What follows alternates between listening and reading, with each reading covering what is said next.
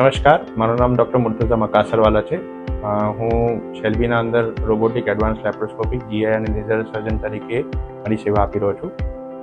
ઘણીવાર પેશન્ટ્સ મને પૂછતા હોય છે કે લેપ્રોસ્કોપી કે લેઝર સર્જરીના બેનિફિટ શું હોય છે.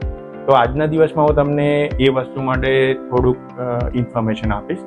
લેપ્રોસ્કોપીનો મતલબ કે કી હોલ સર્જરી. એના અંદર કેવું હોય કે અમારે કોઈ મોટો ચીરો પાડીને ઓપરેશન નહીં કરવાનું હોય. એના અંદર મેક્સિમમ જે સાઇઝનો ઇન્સિઝન હોય યા ચીરો હોય તે 12 mm થી 10 mm વચ્ચેનું હોય, જે મોટામાં મોટો ચીરો હોય, અને બીજા જે નાના ચીરા હોય છે તે 5 mm હોય છે.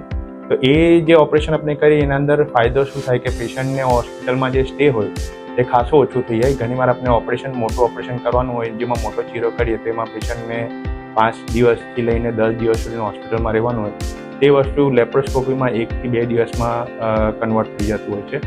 બીજો એનું બેનિફિટ એમ કે ઘણા પેશન્ટ્સને ડાયાબિટીસની તકલીફ હોય, બ્લડ પ્રેશરની તકલીફ હોય ને લોહી પતલી કરવાની ગોળી ચાલતું હોય, તો ઘણા એવા પેશન્ટ્સ આવતા હોય જેને લેપ્રોસ્કોપીથી આપણે ઓપરેશન કરીએ તો એમાં એ બેનિફિટ છે કે પેશન્ટને ચીરો ઓછો નાનો હોય એટલે ઇન્ફેક્શનના રેટ્સ ખાસા ઓછા થઈ જાય, અને પેશન્ટની પેનની જે કમ્પ્લેન્ટ્સ હોય તે પણ ખાસી ઓછી હોય, કેમ કે આપણે ચીરો બહુ નાનો રાખેલો હોય. તો એના અંદર રિકવરી બહુ સારી અને જલ્દી થતી હોય છે. તો આ બધા જે બેનિફિટ છે તે લેપ્રોસ્કોપીમાં આપણે મળી શકે છે.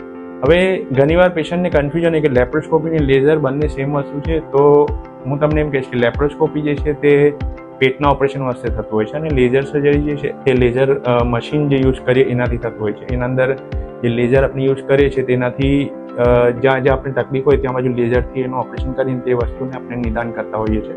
તો બંને વસ્તુ અલગ છે, પણ લેપ્રોસ્કોપી જે છે તે ખાસું વધારે ટાઈમ માટે આપણે પેટના જે બી ઓપરેશન હોય છે તેના અંદર જ યુઝ થતા હોય છે.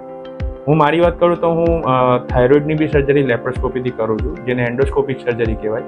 અને પેટના અંદર જે આપણે ઓપરેશન કરીએ લેપ્રોસ્કોપીની જે બી હોય, જેમ કે ગોલ બ્લેડર છે, હર્નિયા છે, અપેન્ડિક્સ છે, જેમ કે આંતરદાની કોઈ સર્જરી હોય તે લેપ્રોસ્કોપીથી થઈ શકે છે. બીજા ઘણા બધા કેન્સરની જે સર્જરી આવતી હોય છે તે પણ આપણે લેપ્રોસ્કોપીથી કરીએ તો એના અંદર રિઝલ્ટ ઘણું સારું મળે છે. ઘણા એવા મારા પાસે પેશન્ટ્સ છે જે લોકોની સર્જરી લેપ્રોસ્કોપીથી કરાવી છે, અને પેશન્ટનું જે રિઝલ્ટ છે તે ખાસું સારું આવ્યું છે. તો આપણે આ બધા જે બેનિફિટ છે તે આપણે સાથે લઈને ચાલીએ, અને આપણે જે ટેકનોલોજી મળી રહી છે તેનો આપણે ઉપયોગ કરીએ તો આપણે સારું ને સારું રિઝલ્ટ મળી શકે છે.